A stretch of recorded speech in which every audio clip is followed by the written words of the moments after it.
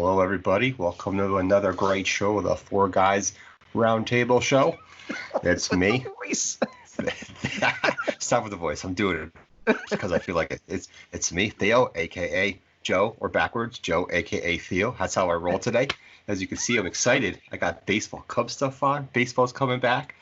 And Darth Pat, you look so, you have this beautiful look on your face. I'm trying to figure out how to come up with a good expression. You made him laugh. I'll get you made him laugh, Theo. Good job. See, that's what I do. I'm doing this shit. He smiled. We have AJ Nitro with us, and then we have Jeremy, Coach Jeremy. I still want to do like the whole, never mind. I'll go back to that later. It's fine. It's my great intros here. Yes, baseball's back. We'll be talking about a little bit about that as we get rolling here a little later on. But other than that, how you guys been doing since our last podcast? It's wonderful. It's the 4th of July as we record this. So, yeah, I was up on a roof all day today doing some shingling and not my own house. So that's that kind fun. of sucked. No, it was terrible. I was being sarcastic. I'm back in my own place, not helping my parents move, and the adult sippy cup is back home. Oh, yeah. Love it. Okay, sorry, go ahead. But yeah, it was a nice short work week because I only had a 4-day work week, and Pat's got a beer. Pat, who's your beer by today? Guinness Baltimore Blonde. Our unofficial sponsor. It looks like it says blow.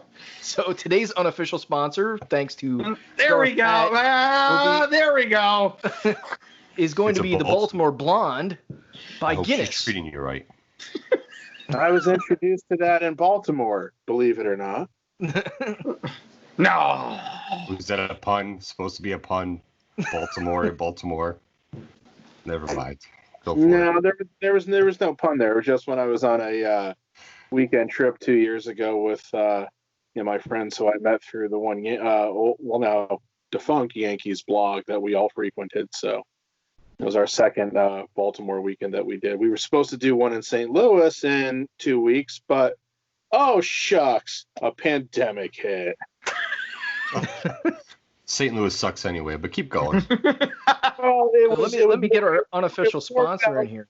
It was more about the unique. It was more about the unique opportunity of going out to St. Louis, so seeing Yankees Cardinals. So Boring city. Go ahead, Jeremy. You had an unofficial sponsor you wanted to throw up there? Oh, okay. Yes, since we're kind of doing this little trend of unofficial sponsors, we might as well keep it going with Pat's beer of choice today with Guinness's Baltimore Blonde will be the unofficial sponsor of our podcast today. Thank you, Guinness, for your evidently delicious beer, and I will have to try one myself one day. So that's our unofficial sponsor announcement. You're gonna tell a story, Jeremy? Well, should we bust into stories? You guys want to go into stories? Sure. I'm ready for to tell a story.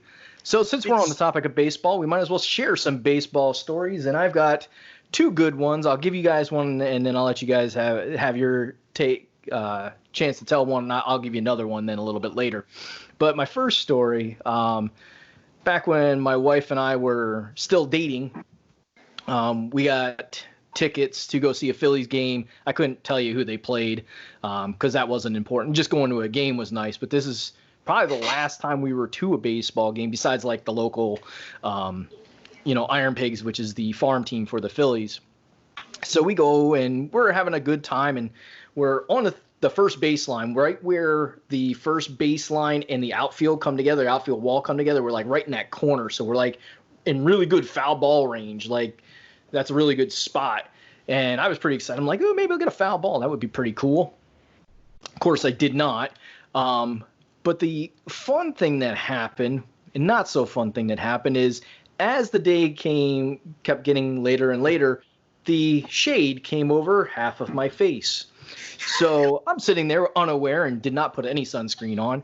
And as the shade came in, half my face was shaded and half my face was not. So by the end of the day, I had half a sunburned face. I was very worried because I was afraid that I was going to get tan on that side and then be half white, half tan, and look all kinds of messed up like I have some kind of weird disease. Like Two-Face. Yes, like Two-Face. So I mean, you could just wore like the getup, like Two-Face, rocking into work, and be like, "Hey, had finagled some way, guys. So, welcome.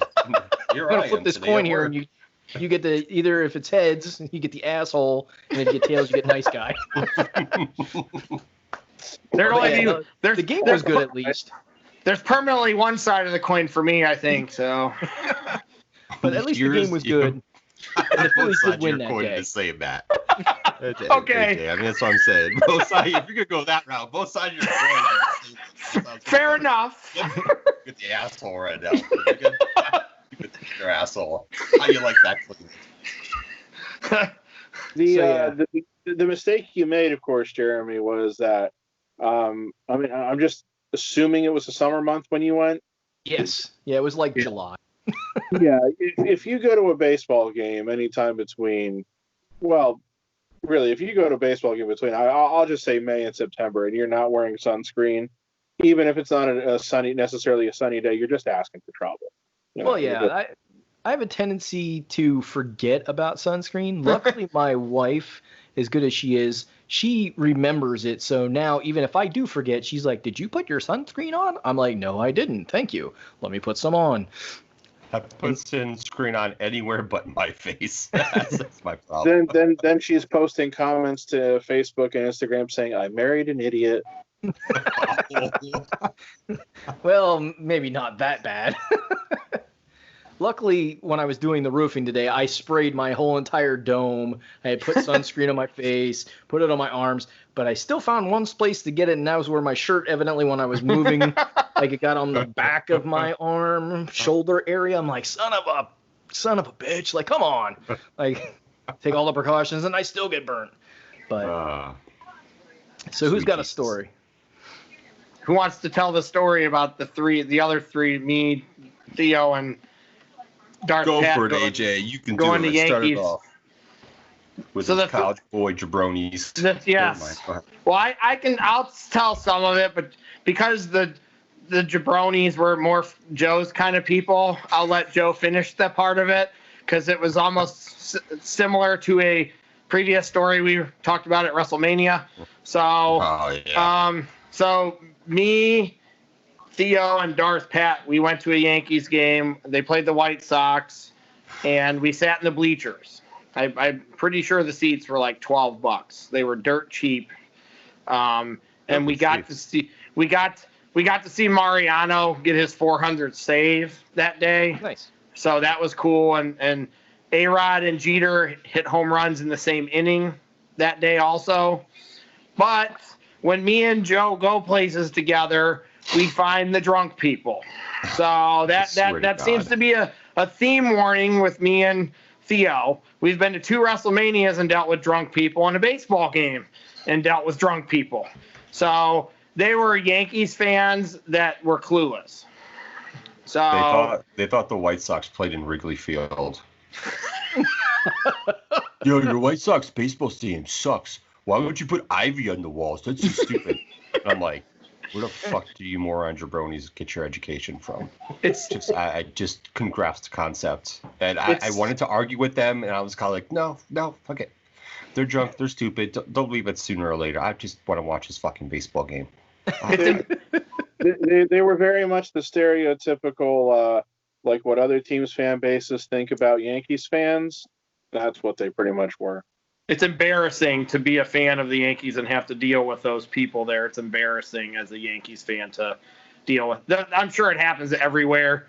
Mm-hmm. It was embarrassing to be there. They were like annoying me and Darth Pat probably as much as they were annoying Theo. So it was that bad that they were annoying all of us.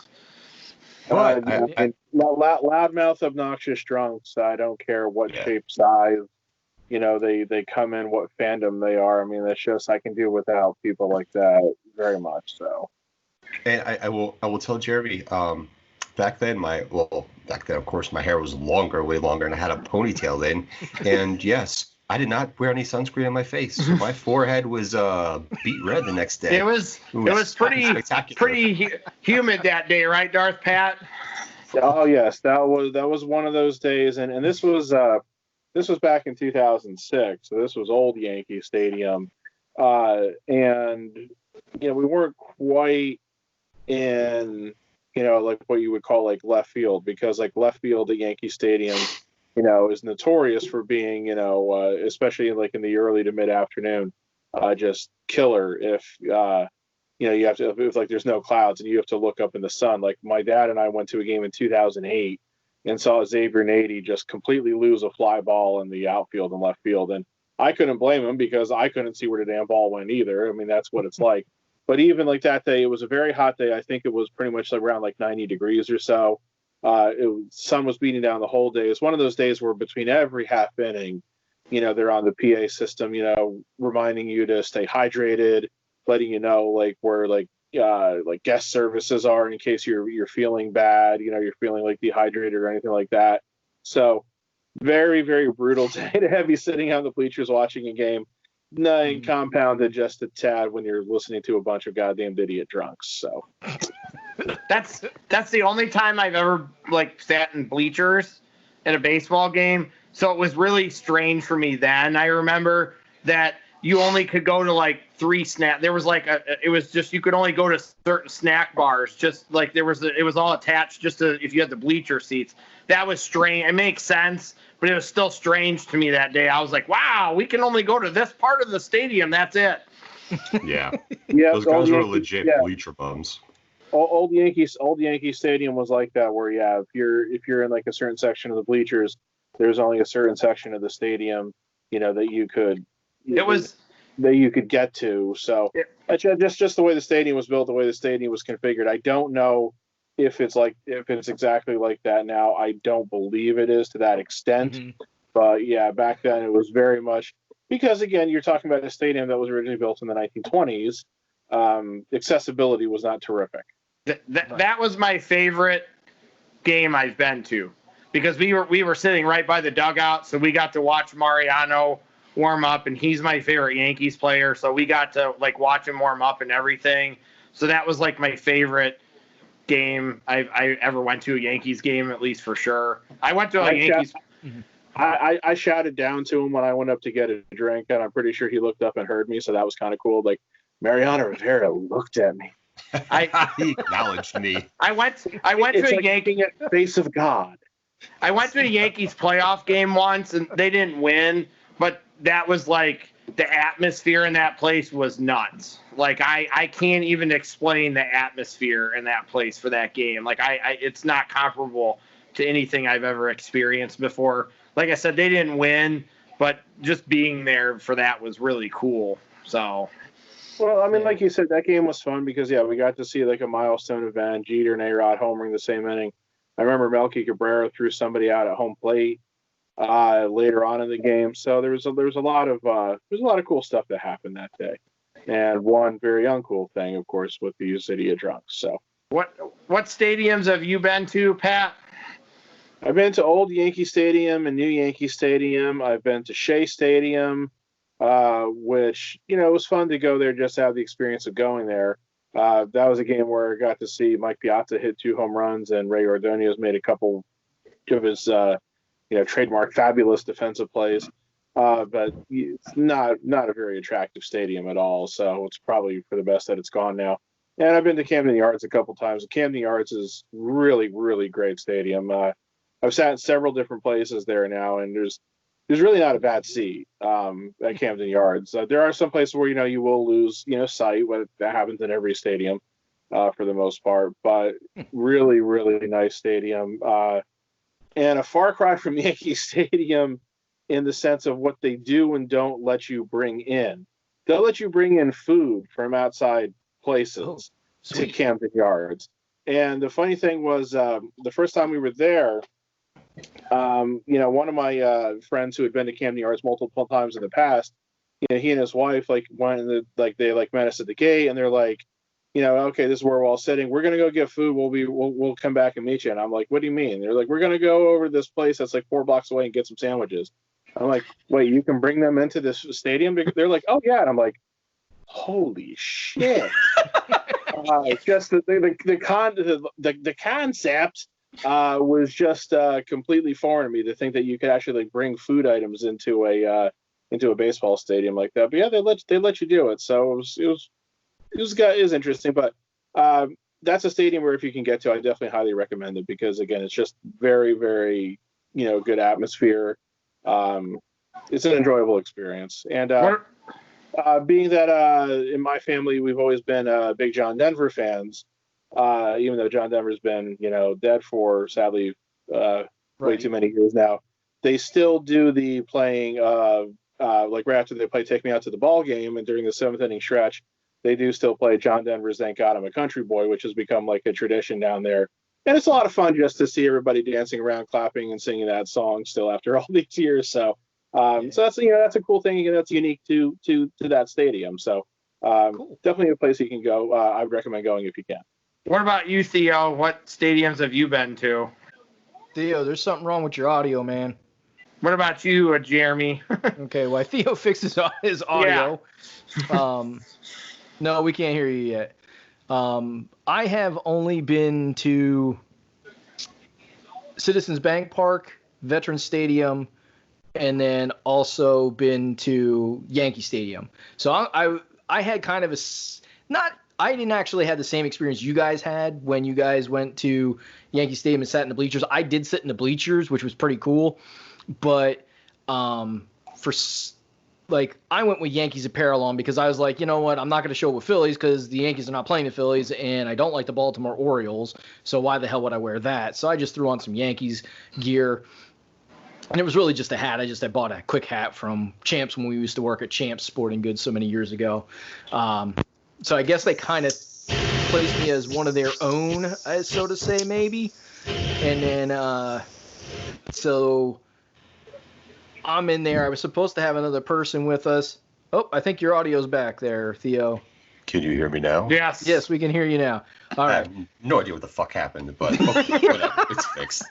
Fucking electronics. Audio technical difficulties. Piece of shit. So I was supposed to have somebody with me because it was me, my brother, and our good friend, and the fourth person didn't show up. So I went to the bleachers by myself. Those two sat up right behind home plate, about 200 level. So I'm in the bleachers, and these guys welcome me. Oh yeah, come sit by us, because I know Darth Pat didn't mention this, but they are literally like high school bleachers. Like I think they were metal bleachers. They're kind of crazy. Not comfortable. Well, which Yankee Stadium was this? Old Yankee Stadium. Old. They might have been. There's a chance it might have been wood. Yeah. Either way, they were legit ass bleachers. But they're welcome me in. I'm like, oh, hey, this is pretty cool. And I had a really good time. And they weren't dickheads to anybody. They were kind of maybe a little cruel, you could say, because there was a guy that was there that had Boston apparel on for some reason, considering Boston wasn't even playing the Yankees, it was Baltimore. So the YMCA came on, and instead of doing the YMCA, they were pointing at him and going, "Why are you gay?" So, oh my God. which was not the nicest thing, but the guy had, he evidently had a good sense of humor because he was just laughing and soaking it up. He knew somebody would say something to him because of the, having Boston gear on. So he was a good sport about it. And they only did it that one time. It was just during the YMCA. They didn't pick on him the whole entire time or anything like that. So, my experience is definitely a lot better, but, it is one of those things. Drunk people are everywhere. Theo, now you can. Especially in Philadelphia. What stadium? By wearing Boston stuff into Yankee Stadium, but hopefully, we're past the point where we're using the word gay as a, as like a put down. Hopefully, I just kind of hope we're maybe at that point, but I don't know. I just wanted to butt in real quick before we got to Theo. I forgot I have been to Citizens Bank Park as well. It was 15 years ago now, and it was a work-related thing, so I just kind of totally forgot that I'd been there. But I did like Citizens Bank from the time I was there too. Theo, where have you been? A great improvement over the vet. So. Yeah. Crap. See, Pat just fucked me up. I was all ready to go, and he kept talking. God damn it. So let me start. I've been to both New York stadiums, old and new. Been to both Philly stadiums, old and new. Been to Camden Yards, like Pat said. It is a nice stadium. I had fun down there. Been to Pittsburgh. PNC Park. That is a nice baseball stadium as well. So I've heard. Actually, it is nice. And Wrigley. And yeah, I think that's it. Those are the only ones I've been to so far. And I've been to Old Yankee Stadium.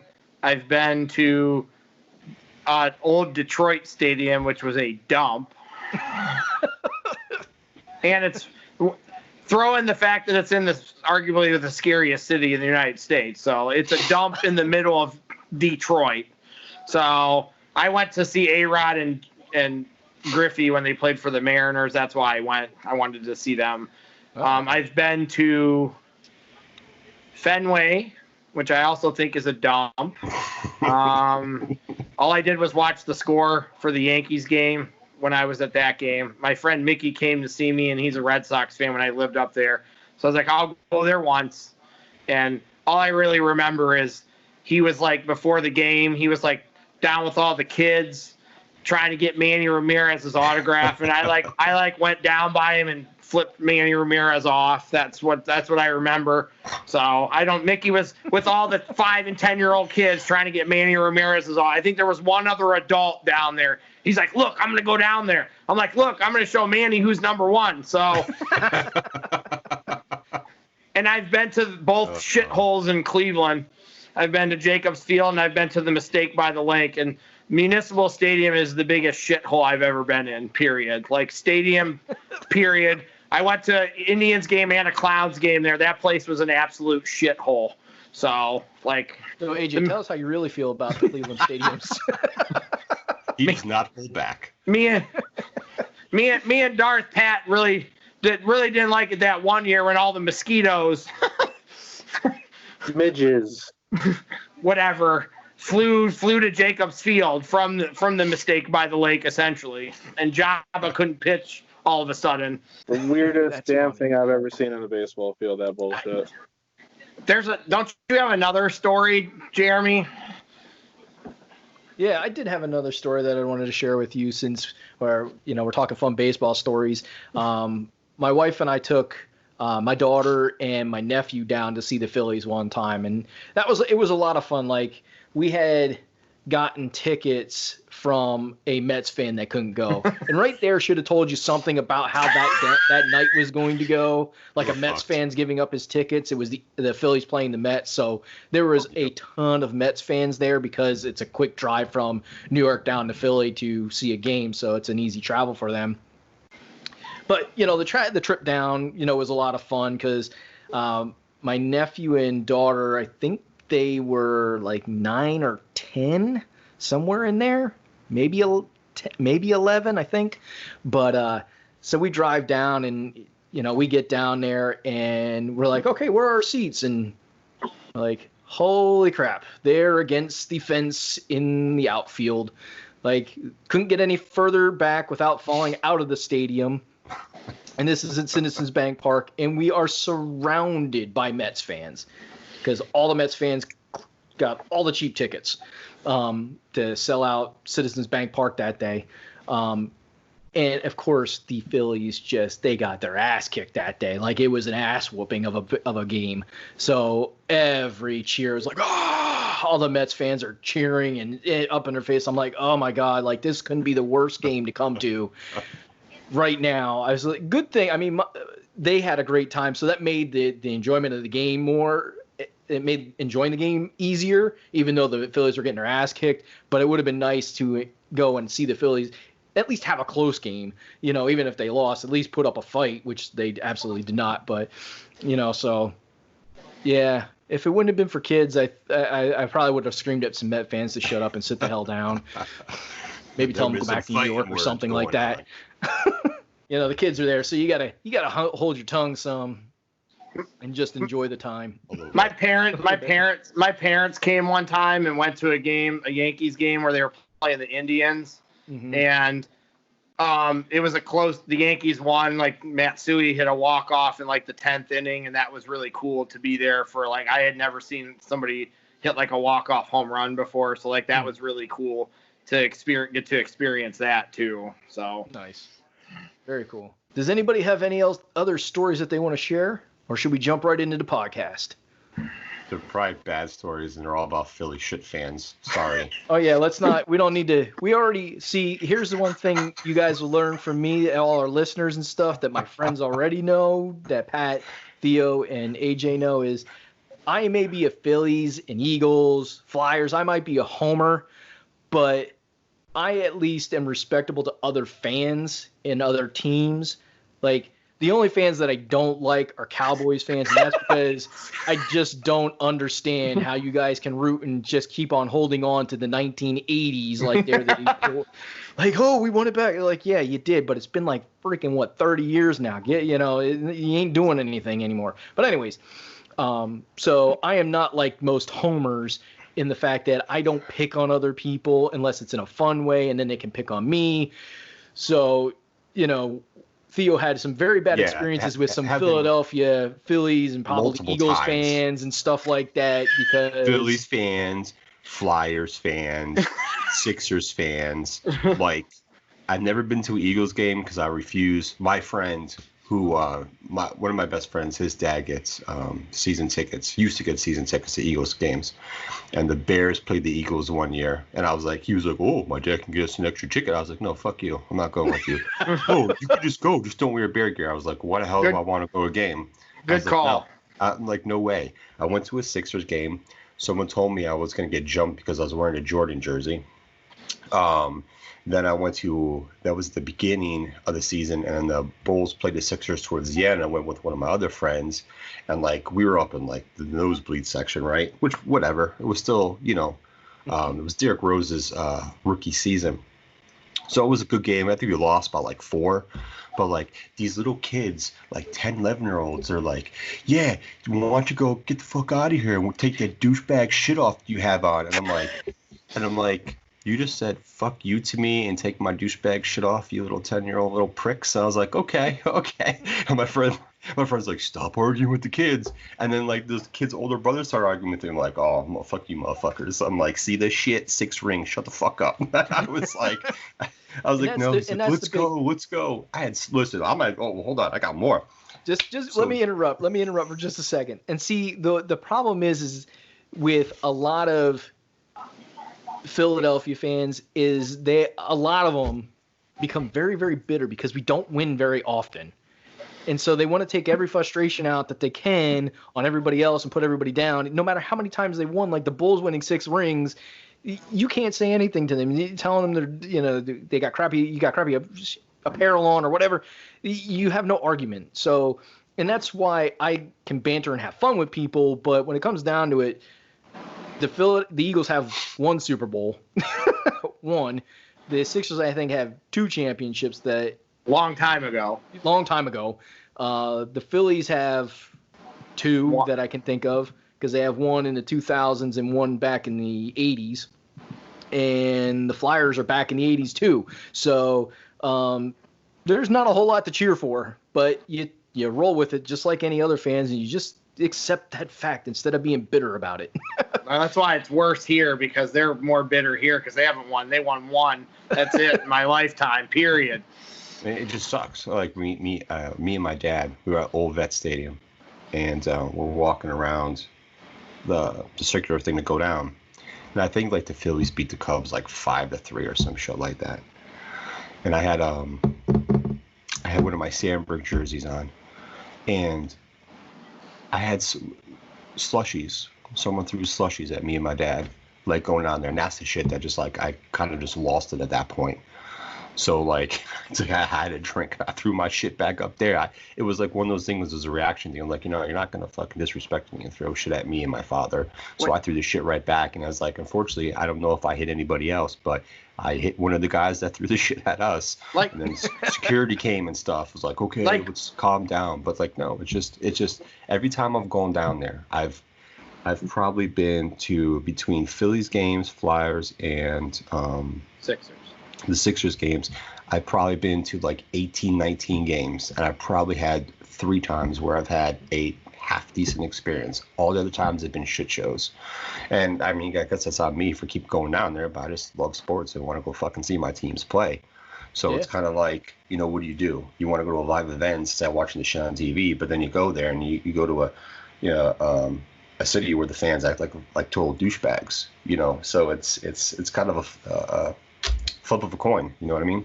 Yeah, I think it's when you go to one of those, when you go to any situation like that, when it's verbal heckling, that's fine. As soon as it crosses over into anything past verbal, then there's a problem. Like if I go to Fenway with Yankee stuff on, I'm going to get heckled. But as soon as it turns, like when it goes past there, that's when there's a problem. Like you're going to get heckled. You know that's coming. But anytime it goes past there, then there's a problem. Just like one time, like when me and before me and my wife got married, it was me and my wife, one of my best friends, and his wife, before they got married, we went down to a Phillies game. And I have a Sandberg jersey, but it's a black one. It's black with like gray lettering and white. It's like I guess it was like one of those fashion jerseys or whatever they come out with. So I had these guys behind me heckling me, "Oh, you're wearing the wrong jersey. Why would you get a Sandberg jersey on a White Sox uniform?" And I'm just kind of like, and he kept going for the whole game. And I'm just like, my friend's looking at me. He's like, "Just ignore him." I was like, "I am." But I'm just kind of like, and when I got up to get like beer the one time, he goes, Oh, you think you're cool because it says Cubs on the front now? You think you're cool because you got a black jersey on? I just looked at him, gave him the finger, and kept walking. I was just like, he goes, "Oh, that's how it's going to be." And I'm like, "Motherfucker, you've been heckling me for 6 fucking innings. Like, I haven't said shit. I just gave you the finger. Shut the fuck up." Just random stupid shit like that. It's just try to go to game. You want to heckle, that's fine. But yeah, I've had shit thrown at me multiple times. And that's the shit where I've kind of like, I put them as the shittiest fans on my list of for sports experiences, unfortunately. Yeah, they get that a lot. Yeah. Me too. Public service announcement time. Yes, well, yes. We are getting to a public service announcement, and we are going to get into our podcast here in just a minute. So our public service announcement, if you're watching this on YouTube right now, please make sure you give us a like, sign up, and make sure you subscribe, turn on your notifications so you never miss an episode. Also, if you're watching on iTunes, Stitcher, or Twitter, make sure you give us a rating. Make sure you subscribe to our channels there. That way you can get the audio version and don't have to necessarily always wait for the video version to drop, because that one does usually come out a little bit later on Mondays. So let's jump into our podcast. And we got a couple things that we do want to talk about, as Joe had mentioned in the beginning, is we want to talk some MLB. We're going to talk a little bit about the roster size, how many games they're actually going to play, the DH and how that's going to affect the National League this year, and also maybe a little bit about what we feel will be possibly a better pitcher rotation, maybe 5, maybe 6, maybe it'll be 4, who knows. And then Joe's got a little surprise that you guys got to stay tuned for, so I don't want to ruin that for him. So, Joe, Pat, since you are our baseball experts, take it away, gentlemen. Who wants to go first, Pat? All right, so here we go. So first off, I mean, they did testing the last couple of days, and I think I was at 3,100, 3,200 players. I think only 31 players tested positive, so that's good. I think that number's gone up today. Did it go up today? I didn't see today's results. Well, let's see. I've seen. I saw LeMahieu has it. Salvador Perez of the Royals, Miguel Sano of the Twins, DJ LeMahieu of the Yankees, a few other players here and there I've seen today have been mentioned have tested positive. It's gone up, but it's yeah. I mean, that's one thing they're facing, but I think that's kind of maybe push that to the end of it. I think the more important thing to kind of discuss is that it looks like, and I can't stress this enough to say looks like, we're going to have some kind of a baseball season this year. The way it's going to work now, technically the two sides, meaning the baseball, which means the owners, and the Players Association, which obviously means the players, technically they didn't come to any sort of actual agreement on how this season was going to work. Those are all kind of things we're going to kind of table to discuss at a future time because it's a little dense, unfortunately. Push comes to shove. I mean, like, or long story short, rather, I mean, the two sides basically don't trust each other at all right now with the way they're negotiating, with the way they're claiming things. So what baseball decided to end up doing was just implementing a schedule, which is supposedly going to be 60 games. Now, I say supposedly because they haven't actually released a schedule yet as of today. There's a rumor that it's coming this week. Monday. I think it's Monday. Which you would hope, considering that they're shooting for the 23rd of this month as being like their opening day and everything. So that's the main thing. We're going to get a 60-game schedule, which, again, is, a little more than a third of a season. And there are going to be some changes about that. The most significant of which, like we've said, is the universal DH. That was something that was supposed to be in like the agreement they were working on that never happened, but it's still being implemented because it's they dressed it up as a quote player safety issue. I don't know the exact way they did that. I don't really think it's that important. Just that it's going to happen. So obviously the National League has finally moved into the 21st century. And, should have happened back in 1983, but efficiency screwed that up. Yeah, so the National League has finally moved into the 21st century along with the American League. It only took them 47 years.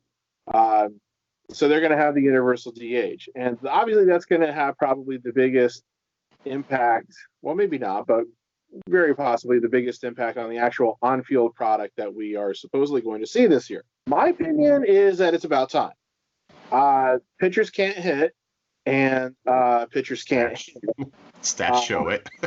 So, does that pitchers can't hit twice? Let's go for 3. Pitchers can't hit, strike 3, you're out. I'm emphasizing how collectively bad pitchers are hitting. I mean, I don't have the stats in front of me, but again, it's suffice to say it's a joke really to watch pitchers attempt to hit because they just aren't required to hit. A lot of times in high school and in college and in the minor leagues. So depending upon who it is, there's a couple of guys who are good hitters for a pitcher. Like Madison Bumgarner is one of those guys. CC Sabathia was usually regarded as one of those guys. Mike Hampton back in the day, I remember, was always, like a good hitting pitcher. I know I'm probably forgetting some since I don't follow the National League as much as I do the American. Maddox was a pretty good hitting pitcher. But it's like 0.5% of the whole pitching population. Right. Yeah. It's about time. It's a very minor detail. So obviously what that's going to mean is, so if you're a National League team, if you have a little bit more position player depth, the teams that have better position player depth will be the greater beneficiaries of this because they'll have more competent hitters that they can use as a DH, whether it's like permanent or rotating. Most teams, it seems anymore, for the most part, even in the American League, seem to use like a rotating DH. Even like the days of like the everyday DH, if you will, those days seem to have kind of gone away. Like, since with like guys like Edgar Martinez and David Ortiz not being active anymore. So you would say they're using a little bit more strategy with the DH to say, okay, based on the pitcher that's going to be out there, this is who we really want to be up as the DH for best possible on base percentage. Yes, but it's also, I think, more of a issue of giving guys rest. Like saying, like, okay, it's like this guy could use a half day off is a term you'll hear announcers in the American League say a lot. So swinging the bat is very stressful and strenuous. Basically, what they're saying then is playing the field is strenuous, I guess. What they have to do is walk up to the plate 4 times, swing the bat a few times, maybe run the bases, depending on if they get hits or whatever. But they don't have to go out in the field for 9 innings and be, staying sharp that way. So it's like that's why they call it a half day off because obviously they're only playing during one half of the game. Yeah. So yeah.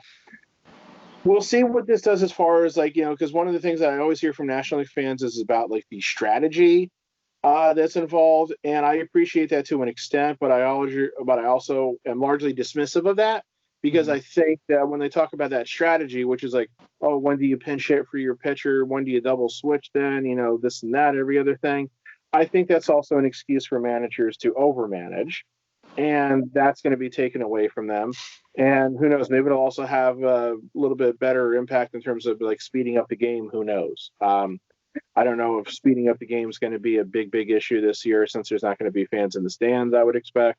We'll have to see. But that's obviously the biggest change. I think the biggest issue, the biggest thing for the National League is losing players.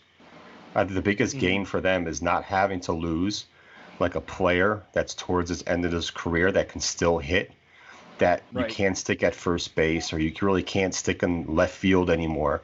Instead of like that person going to an American League team to, be in that DH role, you're going to have a lot of those players who are at their careers like, well, I don't have to go to the American League now. I can go to a National League team that has a DH that needs a DH.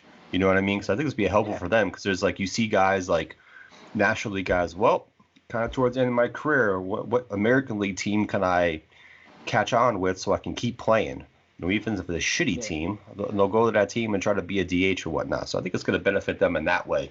I mean, just for me being a Cubs fan, there's a guy, I can't remember his name off the top of my head. I think he plays for the Padres now. And what was that? I thought you were talking about Kyle Schwarber. No. Whose ideal position, let's face it, is DH. Yeah, he is. He's an average fielder. But we get rid of a guy who was a first baseman. We traded him to the Padres for somebody, and he definitely would have been somebody. I think he plays first base for the Padres now or something like that. But he'd be an ideal DH person for that. And there's other teams that can benefit from that. I think it's the whole thing with them is the whole strategy like the American League does, but you can still pinch hit and do all their other crap that, they're normally used to. But I think that's the biggest thing is helping them keep players in the National League and not have them jump ship and go to American League teams that are, looking to win somewhere else because there's no spot in the National League team because you really can't play the field anymore. Yeah, that's a very good point. It's like if they continue this through next year, and as of now, it's just for this year. But I also am of the opinion that once you implement something, it's very hard, if not impossible, to take it away. So let's just assume they'll still have it next year. Some guys who are now kind of like full-time DHs, like the two of them kind of most popping in mind are Nelson Cruz and Edwin Encarnacion. We were still guys who can still put the ball out of the park at a pretty good rate. I think they may both be free agents after this season. So next year then, rather than only looking at like the 15 AL teams, there's possible places where they could go. Now they can look at all the National League teams too. Again, assuming that the National League keeps the DH for next year. So, I mean, I think that's a good thing too. Again, in keeping some guys' careers going because, it's guys like, want to be able to play.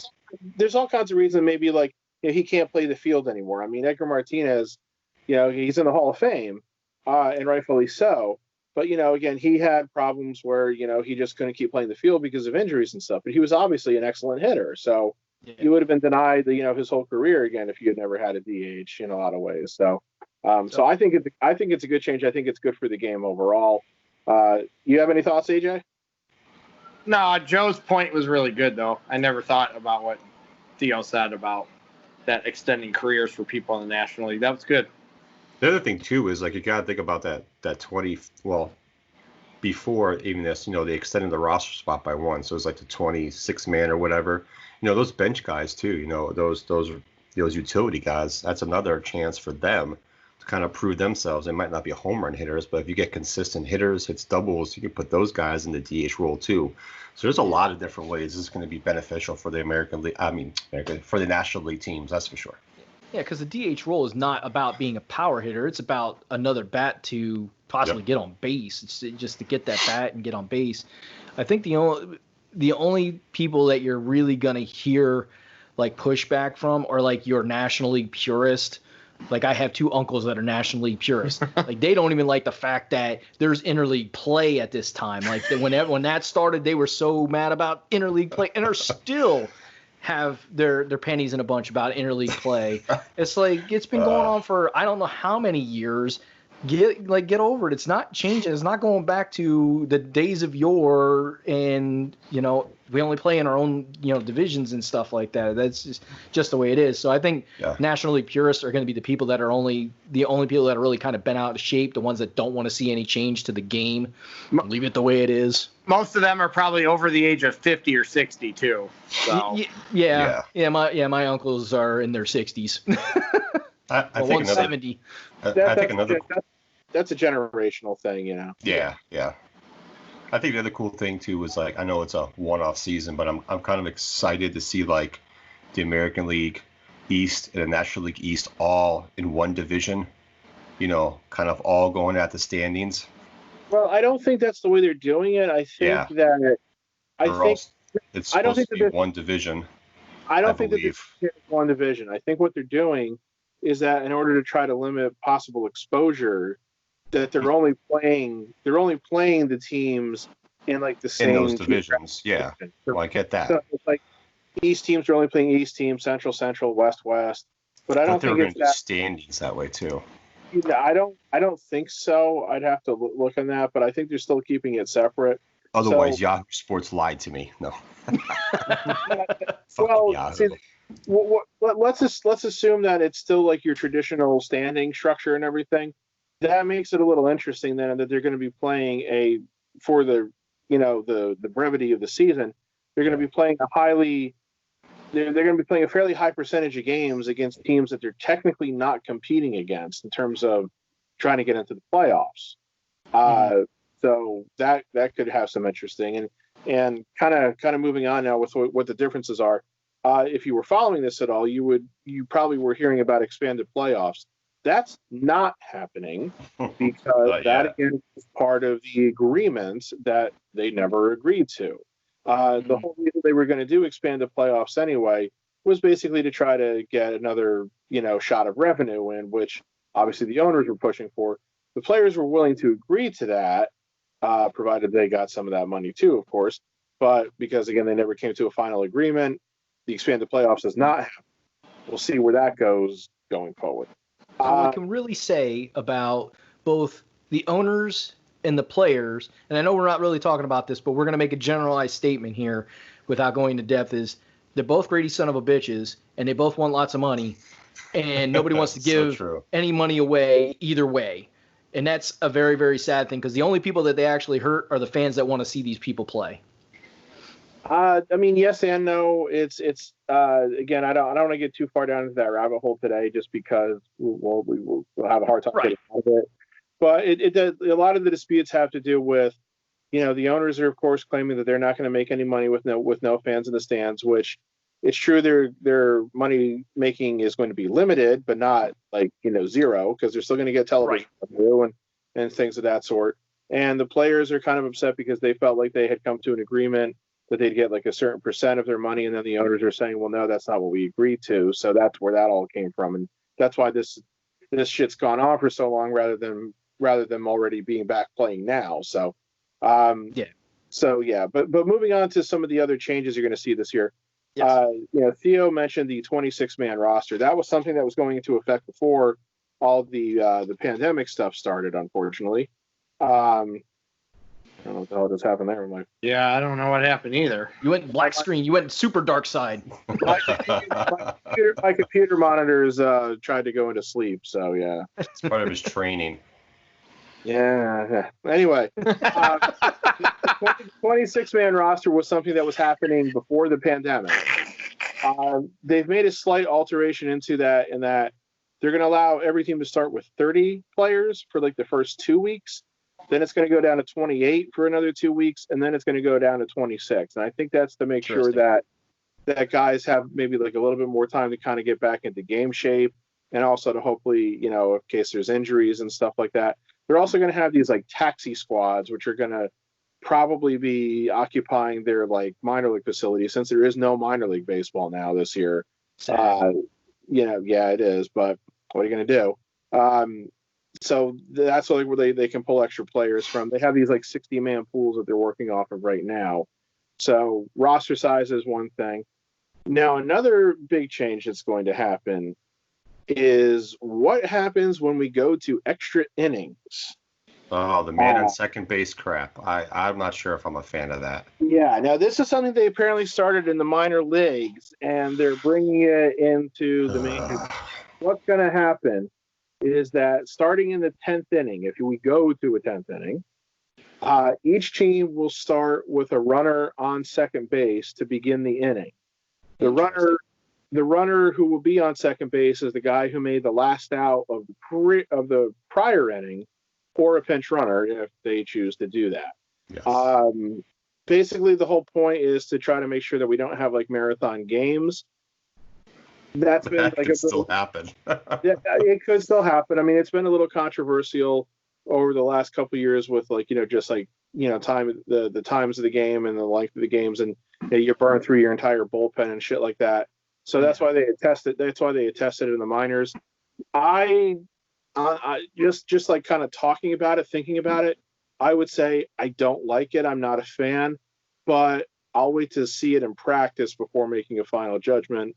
I mean, because who knows how it's going to work. I think what you could end up seeing a lot is, okay, we're putting a runner on second base to start the inning.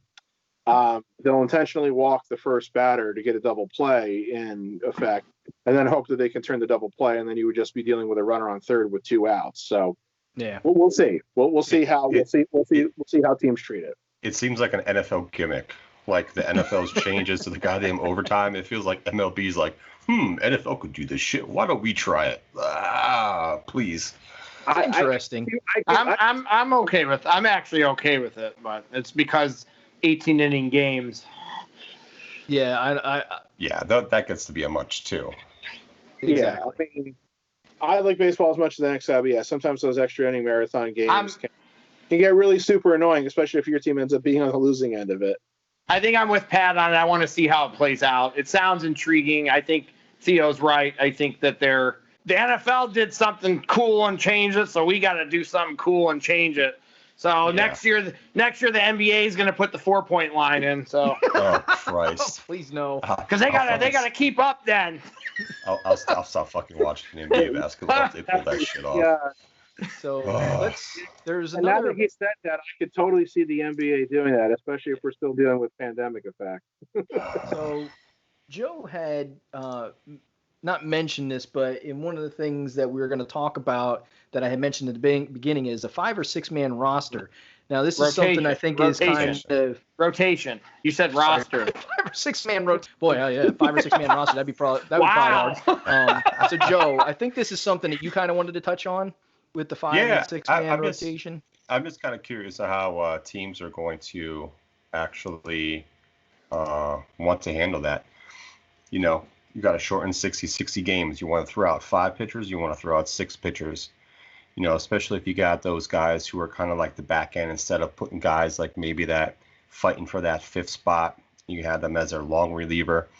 Fucking might as well just put them as like a 6-man rotation and see how that works for the first go round or second go round, and see if that helps out your pitchers and whatnot.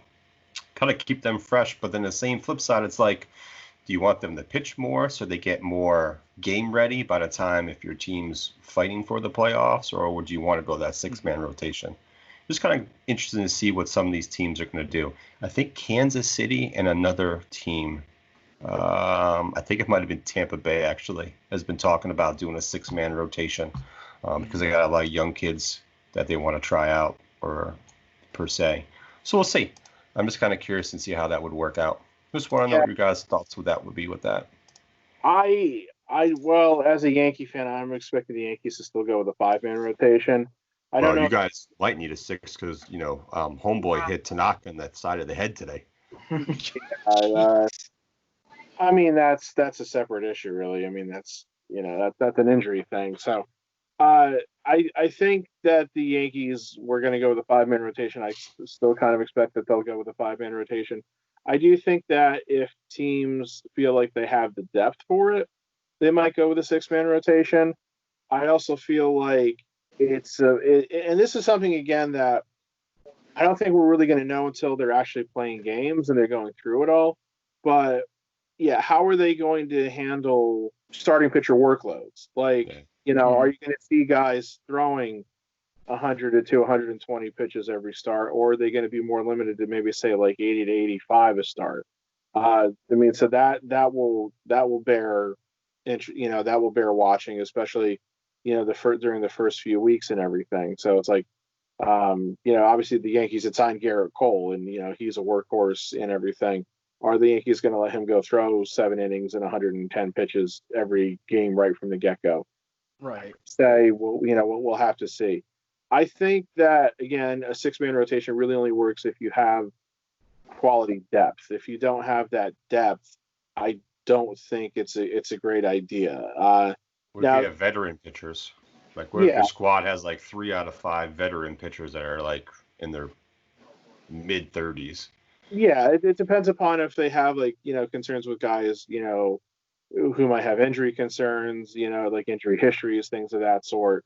And obviously, who knows as the season goes on, as injuries arise, or other things, which we'll get to in a second.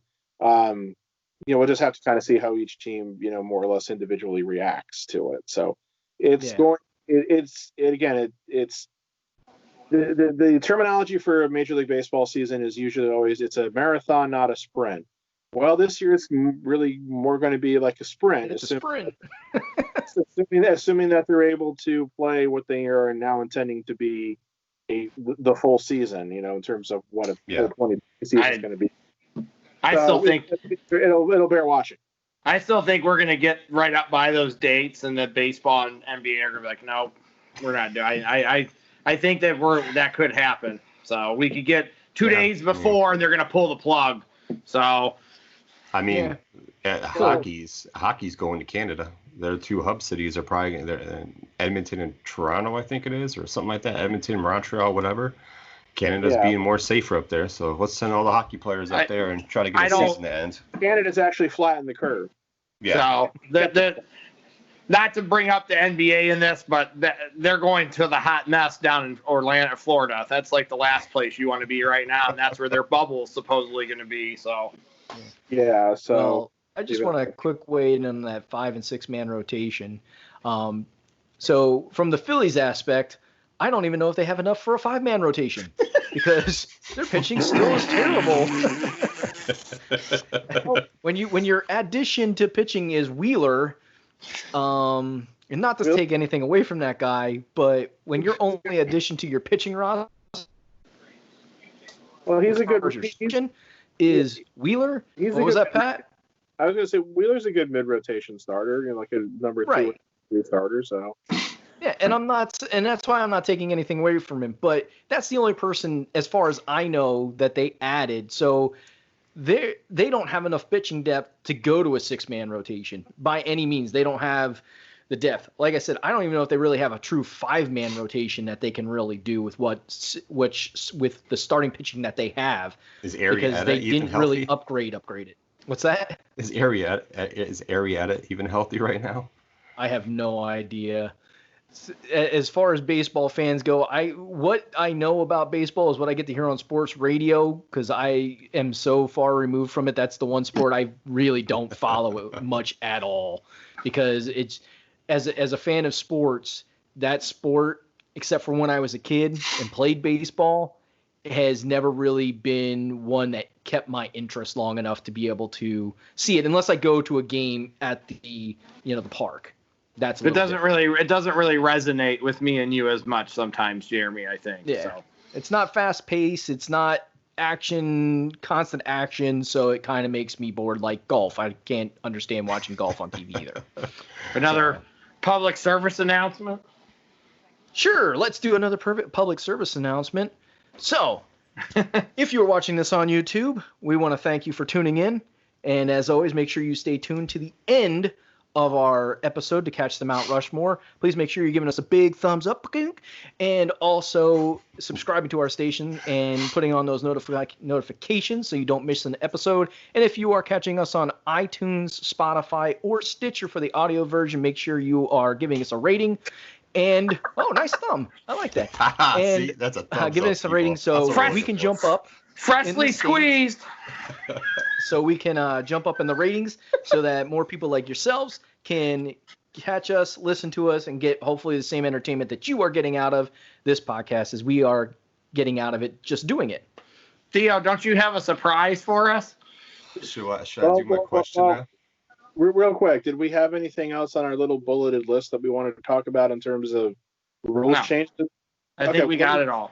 No, that was the last. Yeah, I mean, we don't want to go too crazy into it. I'll be here for like 3 hours. If you got one more that you would like to throw out there, Darth Pat, feel free to. One more we'll throw one more. I'm turning this fucking mic off. Hold on. Before we get to Theo's surprise, I mean, obviously the thing that really kind of has to be most watched and looked at now is obviously what's going on with the goddamn coronavirus pandemic. Like we said a little while ago, some players have been testing positive. Now we've been hearing about more players testing positive.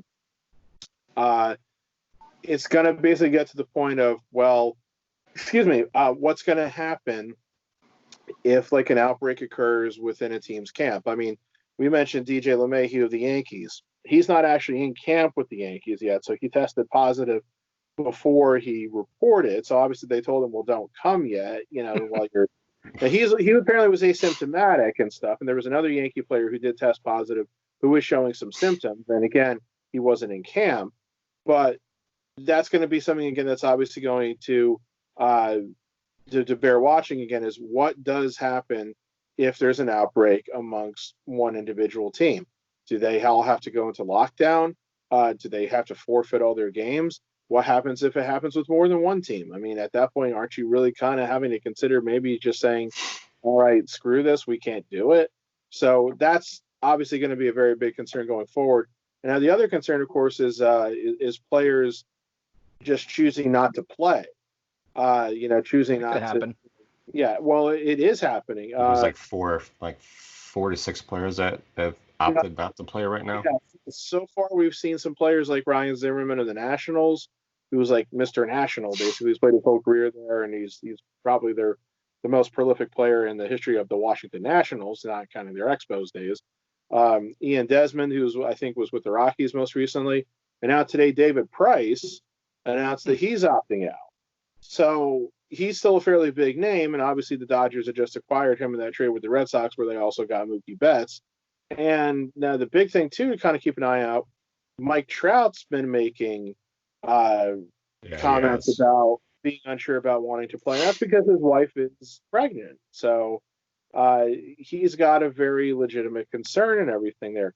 If somebody as big as Trout, who's clearly baseball's best player, were to opt out, it makes me wonder two things. One, would you see a bunch of other players follow suit? And two, would that then maybe make the owners have second thoughts about even trying to go through with it, or the players? I mean, it's an association, because I have a feeling at this point, the owners are basically like, we're going to get what we can out of this season in terms of, obviously the finances. So that, unfortunately, I think is a story that, again, it's obviously not going away. The virus is not going away, until there's a vaccine, and that's not going to happen for a while. So This is something that I still think ultimately could prevent us from actually seeing baseball played this year.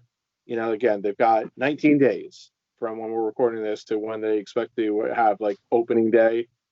Anything can happen in 19 days, and we've been seeing that for the last 5 months. So hopefully we'll get baseball. I mean, I could really use just that sense of familiarity, that sense of normalcy. I don't know about you guys, but I know I could use it.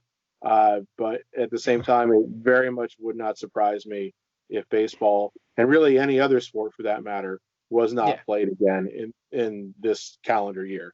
Yeah, hey, I got me NASCAR and IndyCar, so I'm good to go. No, I watched both of those things. That was a very good point, Darth Pat. And fans, if you're listening to this, we'd love to hear your comments on some of this stuff that we've been talking about with baseball and the topics that we brought up. So feel free to leave a comment so we can comment back with you guys and see, get a little interaction on what you guys are thinking on some of these things that we're talking about. All right, Joe, you got a surprise for our fans. So what is it, sir? What is that surprise? So this is the beginning of the stumper question. Oh, right? Stumper question. The stumper questions. and swear to God, if any of you guys use Google. I'm not. So I'm not anywhere near. My phone's on the other side of the table. And the person I'm looking at specifically on my screen is the bottom. His name starts with a P. With that stupid grin on his fucking face. His fucking Pat. No cheating. Yeah. But what do you mean? Yeah. All right, I'll give it my best shot. So stumper question. The beginning of stumper question. So which 3 Major League Baseball teams have never had a player win the MVP award? Oh my God, you're shitting me, right? Like I'm bowing out because I have no freaking clue on that one. 3 teams, you say? 3 teams have never had a player win the MVP. I'm going to say the Rays are one of them. That's what I was thinking. The Rays are one of them. Correct. That's the only team I was really thinking of. I'll be honest. So we got the Rays. Okay. Have the Diamondbacks ever had an MVP? No. I didn't wow, think that's 2. Oh, Pat's got 2 out of 3. Let's see if he gets the 3rd one. Because the reason I'm saying this, I do think I've seen this before on Sporkle. There's like a quiz about like name like every team's like last MVP, and like when you click on the quiz, like there's like the teams that automatically pop up that just says none. So Right. I want to say that the 3rd team is the Mets. Pat got all 3 of them. Holy freaking monkey poo. I only knew the one. I knew that I would have got the Rays. That's it. And me being the baseball specialist that I am, I knew none. See, that's the funny thing. It's like the Rays and the Diamondbacks, being that they're the 2 newest teams, it's not that surprising. They've only been around for, 22 years now. But the Mets have been around for almost 60 years now, and they've had some really good players. So it is kind of surprising that the Mets never had an MVP. I know they've had some guys. I know they've had some guys finish second, like I think Strawberry did, and I want to say Piazza probably did too. But Piazza a couple times, yeah. So it's like they never actually got one. Well, it's like how long did they wait before they had their first no-hitter in franchise history? So maybe one of these days they'll get that elusive MVP, or maybe Pete Alonso will win in the next few years. We'll see. And it makes you wonder, why are people Mets fans? The easy answer for that is because the Dodgers and the Giants both moved out of New York in the late 50s. The Mets came in the early 60s, and those people who have been Dodgers and Giants fans sure as shit weren't going to start rooting for the Yankees. So they basically became Mets fans by default. So we're sorry, Met fans. Oh, that's funny. That was a great question, Joe. Hopefully the next one that you have for us, I might know maybe an answer. Sports trivia, as much as sports as I watch, I'm not very good with sports trivia. I think the next one's going to be wrestling related, so. Oh, yeah. We'll see how Matt, let's see how my Matt how AJ does with this some wrestling one is. there. Yeah, so my wrestling Matt. Well, you can save that for the next one. Hold on. Let me get my book here. My wrestling Matt questions. 1971. So I'll just look. I have a section, a little notebook, guys. I have a notebook. So I have a little thing called Wrestling Mac Questions. That's why I call it. You can save that for tomorrow when we do a wrestling podcast. Oh, I will. Or the next podcast. I have 2 in mind though. I think. Okay. Pat will get some of them. AJ will get some of them as well. But I'm curious to see. Well, I know Pat won't get all of them because Pat doesn't like to watch certain wrestling shows right now, so he's not going to have no idea about the other. I'm picking this question now. Yeah, I'm doing this stumper question from my. Yep, because there's 1, 2, 3. I like when it's multi-part. I like when it's multiple answer ones though, because you can get lucky and say, all right, I know. I got lucky and I knew the Rays. I didn't know it makes you work for it when it's like there's 4 answers or something. Then you have to work for it. It's not just blind luck then. Pat will get it if he runs through the whole roster. Wow. I mean, it's funny you talk about I don't watch certain wrestling shows right now. I don't watch any wrestling shows right now. Yeah. So, ay. All right. So let's go and let's move on to some players. Let's talk about some players real quick here, and that we liked, that we got to see play, maybe a favorite moment in baseball that we got to see on TV or live. That would be cool. So let AJ go. He's AJ, jumping, you're ready. I can for see a little it. bit. Go ahead, buddy. I get to talk. Sweet. This is the first time. That's the longest. I think that's the longest somebody's kept me quiet in my whole life. So good job Theo and Darth Pat. All right. See, we have to come up with another subject where we can keep him quiet. We'll think of something. Don't worry. I know we can do it. So I'm gonna say that some of the best players I've seen in my lifetime, Griffey, probably Barry Bonds. It's hard with Jeter. I don't necessarily think he's the best player, but he's a winner. He's a winner, and he's got a lot of the intangible stuff that not a lot of these other guys had. He's never had any kind of problems like, in the media. He's always been nice to the media. They've never said, he did this, he did that. He's always kind of been an ambassador for the sport. And bringing up Jeter leads me to the best. My favorite baseball moment is Jeter, the flip. That's the best baseball moment.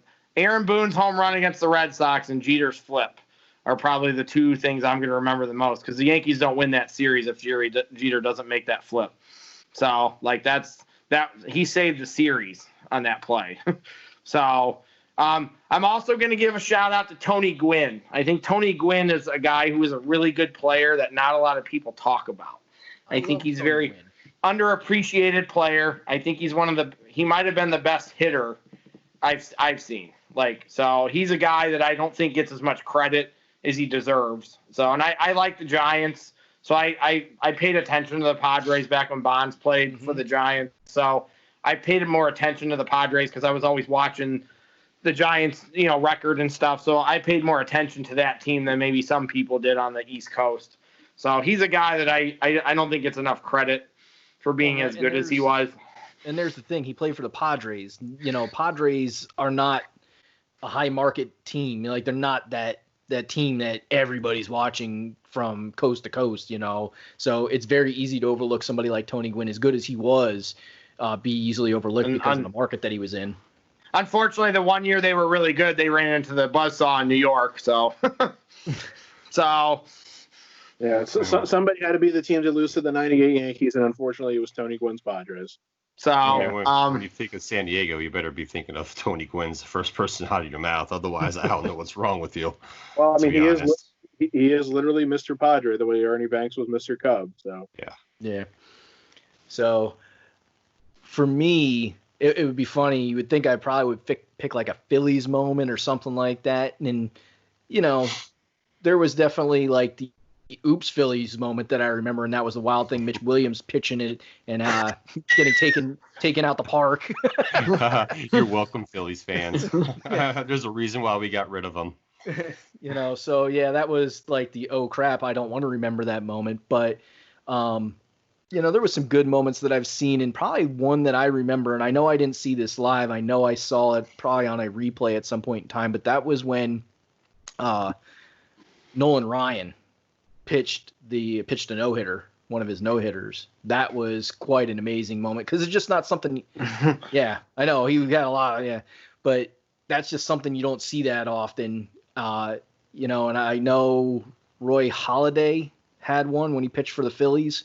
So I mean, I didn't see that game. I don't remember that one, but I remember seeing Nolan Ryan's, and that was a pretty spectacular moment, because it's one of those rare things, because it's so hard to not have somebody hit it, or just by dumb luck, an error happen, because somebody makes a fielding error because it's out of your control. So it was a pretty amazing moment.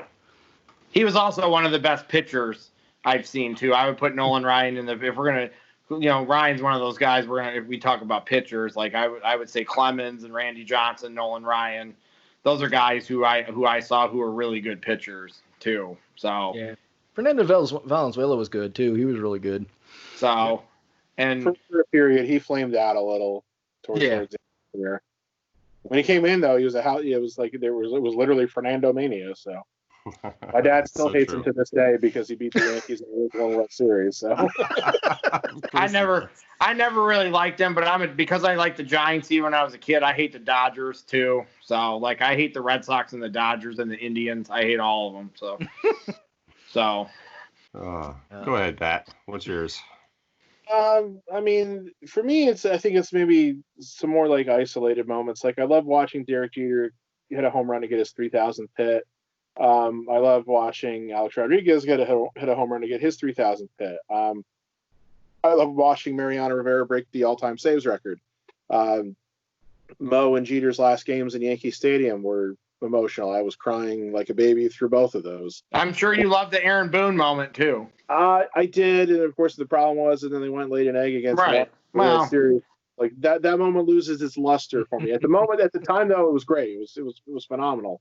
One of my other favorite moments was Dave Winfield hitting the double in Game 6 of the 1992 World Series, which gave the Blue Jays the lead that they would use to win, because he was the guy, of course, who famously choked in the 81 World Series for the Yankees. He was my favorite player. To see him come through in a clutch situation then was so satisfying then, to finally see him win a World Series when he was 40 years old.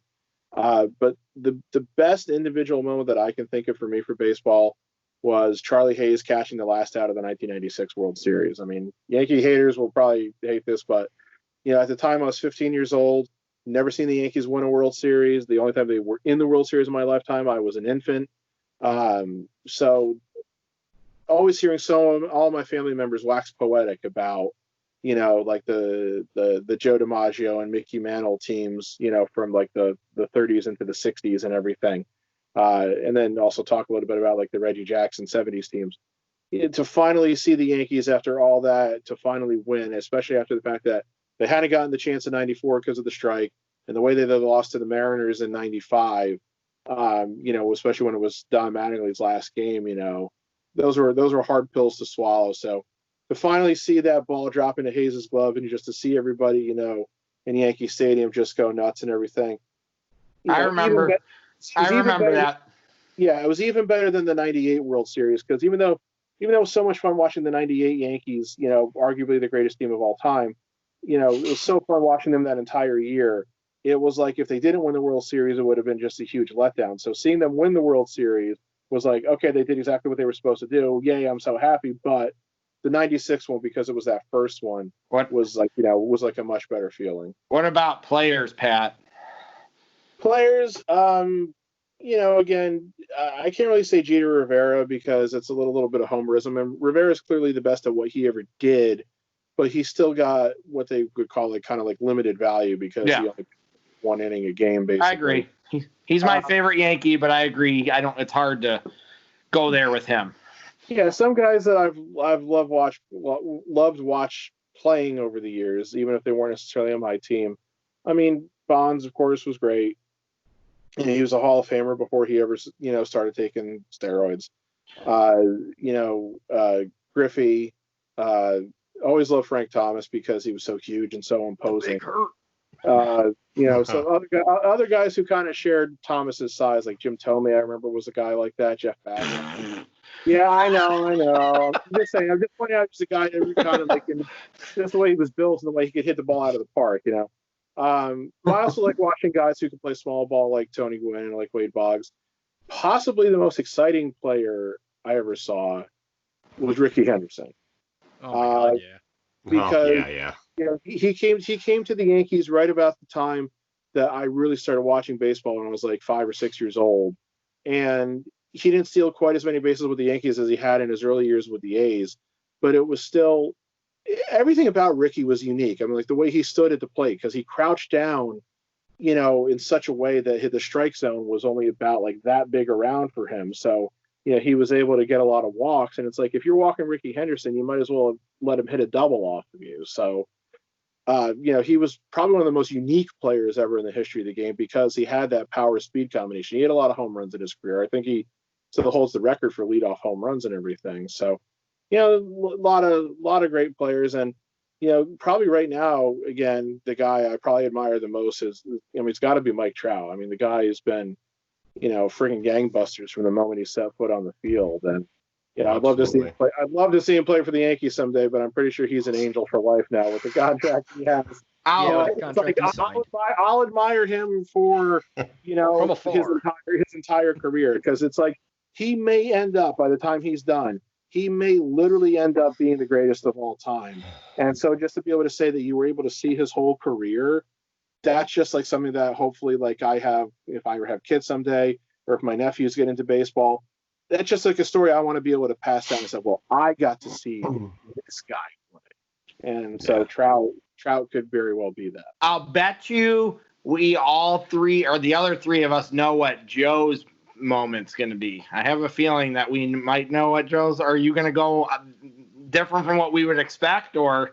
I mean, there's one popping up in my head. There's one popping up in my head too. So. I mean, let's go with the players first. You know, some of the players you've already. He's gonna save it, even though we all know he's gonna save it. You know, some the same players. You know, I of course I do root for the White Sox for various reasons. Frank Thomas was huge, a huge Frank Thomas fan.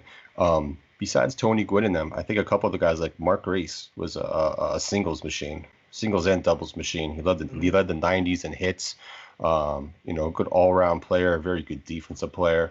The other guy too, you know, like being a White Sox fan, I hate every team in the American League Central, but Kirby Puckett. Kirby Puckett was one of those guys. Like he just played his ass off. Very good at bat, very good defender. Just yeah. Even with his little beer belly there, yeah, he was definitely a fast dude. No, he was very likable. He was a very likable player. Even though I hated that team, I despised that team. He was alive. Well, he was very likable. Absolutely. I have to agree with Pat. Mike Trout. That'd be great to see someone like of that stature become like the greatest of all time and stay with the same team throughout his whole career, no matter how many years that may be down the road. As far as moments, I mean, dude, I'm wearing the Chris Bryant with the gold trim that they wore the following year after they won the World Series.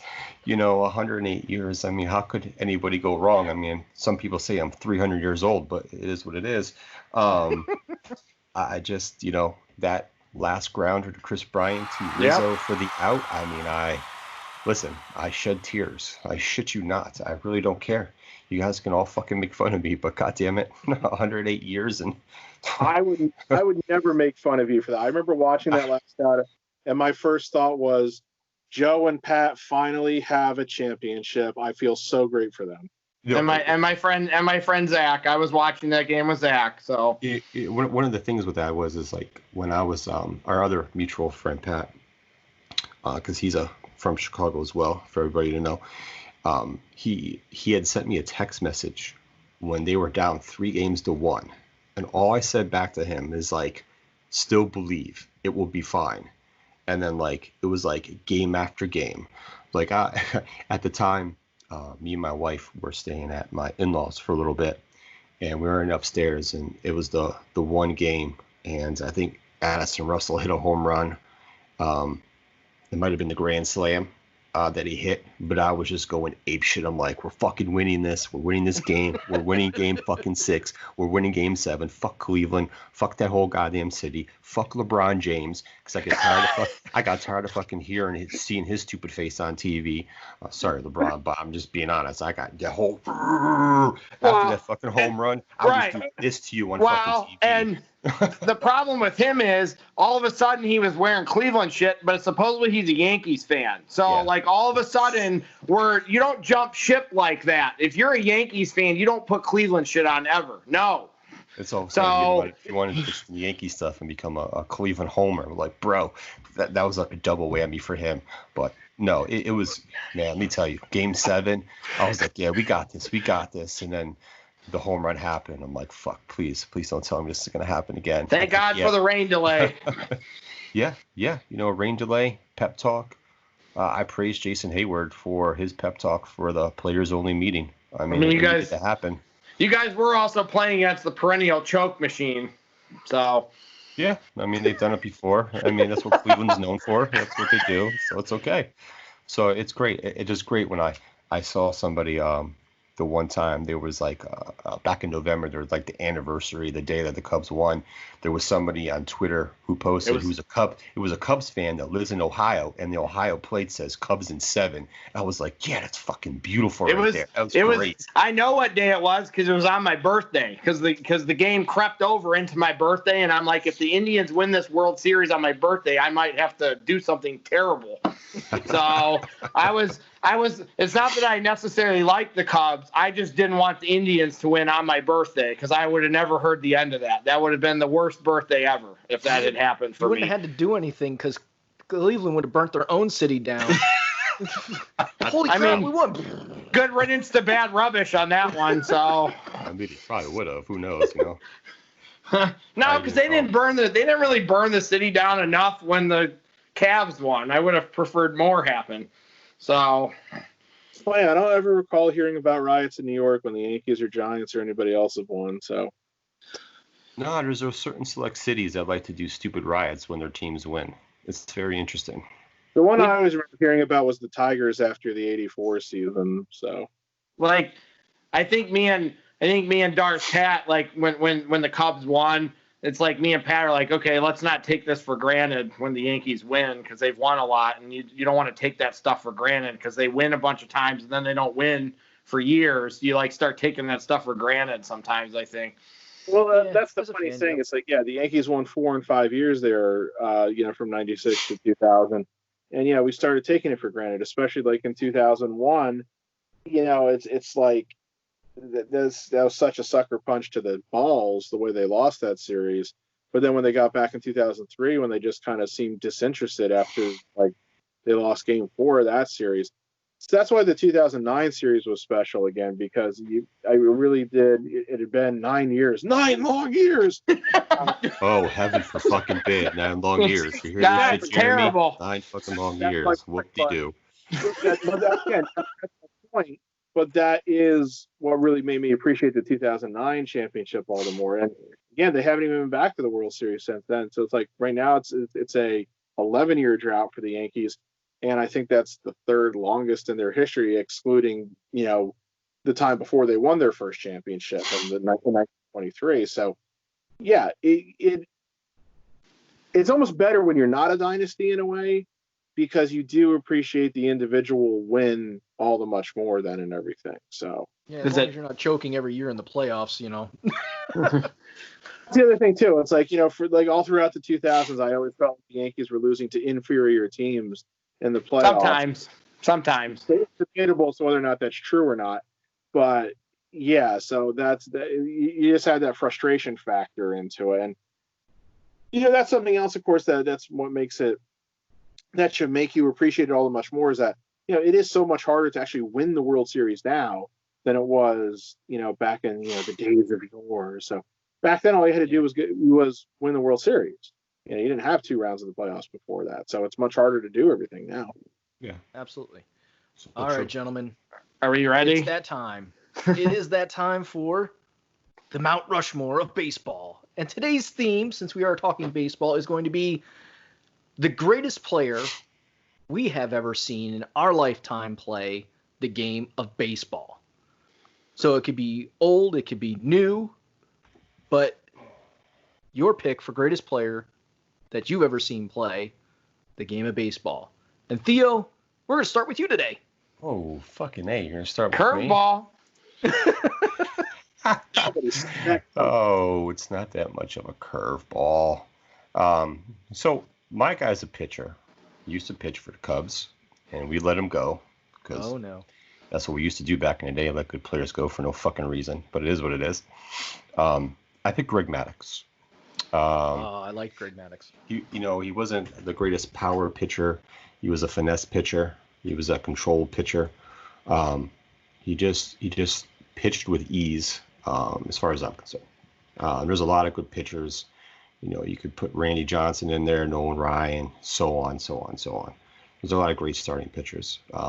Maddux he was good. He was consistent. Yeah. He was on a lot of good Braves teams. They only won 1 World Series. I mean, it is what it is. But, he's, like, for instance, he won 15 games in 17 seasons, I believe it was. He has the most Gold Gloves with 18 out of any pitcher. So it's kind of like, he has 300 wins, 300 strikeouts, and fewer than 1,000 walks in his career. Just going through some stats. I mean, he played, 22 seasons, I believe it was, from 86 to last time. I think he pitched for the Dodgers a little bit in 2008. Mm-hmm. But, he's my pick. All around good player. Same thing. No issues off the field. Consistent role model in the clubhouse. Everyone got along with him. He was a team leader. All the other qualities that you want in, a star player on your specific team. That's a good pick, Theo. Yeah, he was a Philly killer when he was with the Braves. If Max was pitching, it was like almost a guaranteed. I think he was a lot of team killer. He was pitching against a lot of teams. So yeah, I mean, 4 Cy Youngs, I believe he also had in regards to that too. So he was dominant. Not the fortunately, most I think the Yankees got the better of him a couple times, but the Yankees faced him 3 times in the World Series. They beat him twice, but he pitched fairly well in both of those games. They didn't trounce him, or right. They did enough to beat him, basically. That's why I said they got the better of him. I think I was just leaving it at that. Yeah. All right, Darth Pat, who is your pick this week? Well, Greg Maddux is a very good pick. I mean, like Theo said, I think since he's retired, we've almost underrated Maddux because he wasn't like the great strikeout pitcher. While he did get his fair share of strikeouts, just kind of an interesting thought. He was that ground ball pitcher. Yeah, exactly. He was a guy who basically beat you with finesse. Yeah, but my guy is a guy who, for the entirety, I want to say, of his career, I absolutely, completely, 1,000% hated. What? Hated. I'm confused. The hater is picking a player. I can't really say that he hates. That he wasn't like the greatest player arguably the greatest player I ever saw. He's picking Fat Sloppy. Yeah. And that guy is Mr. Yankee Killer himself, Ken Griffey Jr. That is a really good player. It's a good pick. In his career, Griffey hit 311, 392, 595 with 36 home runs in 133 games just against the Yankees. And that doesn't account for the postseason where he killed the Yankees. But just Griffey came on, again, he came on like a house of fire. He came up as a teenager, and he was like a great player from basically from day one. And he was an attention getter from day one. I mean, the first highlight I think everybody shows of Griffey was in the old Yankee Stadium where he robbed Jesse Barfield of a home run to straightaway center field because it was his reaction. He went up, he jumped, he made the catch, and then he's running away from center field with the ball in his glove. He's holding it aloft, and he's got the huge smile on his face. Basically, if you're anybody but a Yankee fan, you're going to love and appreciate that moment because his enthusiasm for the game was infectious. Mm-hmm. He had probably one of the prettiest swings I've ever seen in my lifetime.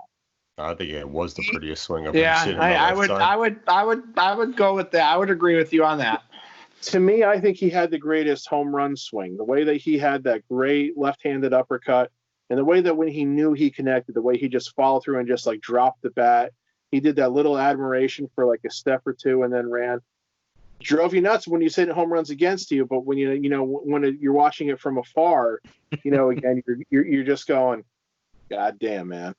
He was so many times an all-star. He won just the one MVP, but he was a great hitter. He was a great fielder. I mean, I think was the first guy that I ever really heard the term 5-tool player attached to in a significant, meaningful way. So, I mean, I could be wrong on that. I feel like he was the first guy I really heard that term ascribed to in a lot of ways.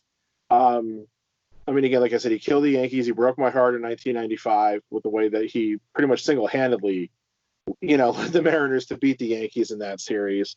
When he got traded to Cincinnati following the 99 season, I'm pretty sure I rejoiced because I'm like, he's gone. He's not with Seattle. He's in the National League. I'll never have to see him except one interleague series every 2 years. The ironic thing, I guess you could say, I mean, he finished with 630 career home runs, which I think is now like 5th or 6th all time. I've lost track of exactly. But he missed so many games when he got to the Reds. Like, he started getting injured, like, I think the second season he was with Cincinnati. Mm-hmm. It's kind of a what if in a way, in terms of how many home runs could he have hit? Could he have broken Aaron's record first? Yeah, there's a possibility. He have finished ahead against Bonds. I mean, he definitely would have gotten to 700 at the very least, and he probably would have passed Babe Ruth too. But it's one of those just like what ifs. And of course, I remember like when Topps did like this series of cards in 1995 where they like assumed the ending of the 1994 season. I think they said that Griffey would have hit 62 that year. So it's like, because he had hit 40 home runs already when they stopped the season in 94. So again, could he have broken Maris's record first? A lot of what ifs for him. And then then the thing is, like, he was just such a great player anyway. Wasn't Matt Williams ahead of Griffey that year at that point? He was. Matt Williams could hit 43. Yeah, because I remember Matt Williams. I thought he could have broken it that year too. Yeah, but for whatever reason, I don't know how Topps came up with that. I just remember seeing the. I liked Matt Williams. I liked Matt Williams too. That's why I know. So. Yeah. So I mean, again, Griffey just you really can't say anything bad about his game other than, well, all of a sudden when he hit age 31, he got injury prone. But he had that $1 million smile like Magic Johnson. So he had that $1 million smile. He was so marketable because he was a second generation player. And again, like you said, because he made the game fun. I mean, I never really liked him wearing his hat backwards when he was hitting home run derbies, but that was cool. Yeah, he made the game fun. I remember the home run derby in Baltimore. I think they said he was the first guy to actually hit that warehouse out on Utah Street. So again, just so much about his game was fun to watch. As long as you weren't watching him murder your team, which I watched for about 10 good years. So, I mean, look at the other aspect of Griffey too. He was very marketable, like you said. Like, he's one of a handful of MLB players that actually had their own shoe line, like legitimate shoe line, like the Griffey Juniors. Like Jeter I owned a pair of Griffey's shoes. Yeah. I mean, as did I. I mean, Bill Jackson had his little line of sneakers as well, but he was a dual sport. Yeah, the video game stuff. I mean, the only other, like, if you think baseball, as far as like their own shoe line, it's Griffey and then Jeter when he went to Jordan Brand. I'm like, other than those two guys, really, who had their own sneaker line, like true sneaker line? It was just those two guys. Yeah, because I don't think you really necessarily think of sneakers in baseball, but yeah. It just goes to show what he was like. Yeah. It's the type of marketing they were able to do with him. Excellent. So we got Greg Maddux and Ken Griffey Jr. AJ, who is your pick? I can only guess based on the jersey you've been wearing today. Willie Mays? No. Yeah. It's clearly going with Marvin Bernard. That's good, Pat. No offense to Marvin Bernard. He was just a teammate of the guy I know he's picking. It's funny because like Griffey was almost like Griffey would have been my second choice because Griffey was almost the opposite of everything that Barry Bonds was. He was marketable. He wasn't a douchebag. Like he was like the opposite version. He was what I wanted Barry Bonds to be as a person. So unfortunately, Bonds was a dick, and he did steroids. I'm not going to sit here and try to wax poetic. I know he did it. It doesn't change the fact that he's the best baseball player I've seen. He's actually the first person I ever heard called a 5-tool player. I heard about him before Griffey. So, but Bonds, unfortunately, he tarnished his legacy. That's what he did. But he won 7 MVPs and he won 8 Gold Gloves. He just didn't win. He didn't win when it mattered. Like they choked. His one chance to get a ring, they choked. So it wasn't against the Angels. Yeah, it was when you're up 5-0 in the clinching game. You think you're in the 8th inning. You think it's over. So they were up 5-0 in the 8th inning and they lost that game. So but baseball's a harder sport to win. It's not you can't be Jordan in basketball and you're the best player. It's easier to win, I think, in basketball than it is in baseball. So you got to have pitching. You can't just have but Bonds was the most feared hitter I've ever seen. People are legitimately afraid of that guy. Like, Tony Gwynn was the best hitter. Bonds was the most feared home run hitter we've ever seen. Like, he got intentionally walked so many times it was ridiculous. Like, he led baseball 12 seasons in walks. That's just insane. Wasn't he the only guy in baseball history to be intentionally walked with the bases loaded? Because the other team still won the game because all they gave up was one run then, and it was the fear of him hitting a grand slam. So, I thought it was really cool when they played the Yankees the one year.